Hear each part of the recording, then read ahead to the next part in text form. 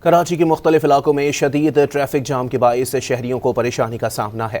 صدر زینب مارکیٹ اور governor house کے اطراف گاڑیوں کی لمبی قطاریں لگی ہیں۔ سلطان آباد پی آئی ڈی سی اور ایم ٹی خان روڈ پر بھی ٹریفک کا شدید دباؤ ہے، جس کے باعث شہری فٹ پاتھوں پر موٹر سائیکلیں چڑھا کر اپنی منزلوں کی جانب جاتے ہوئے دکھائی دیے۔ ممکنہ احتجاج کے پیش نظر کراچی پریس کلب کی سڑکیں بند کی گئی ہیں۔ کراچی کے مختلف علاقوں میں شدید ٹریفک جام کے باعث شہریوں کو پریشانی کا سامنا ہے۔ صدر زینب مارکیٹ اور گورنر ہاؤس کے اطراف گاڑیوں کی لمبی قطاریں لگی ہیں۔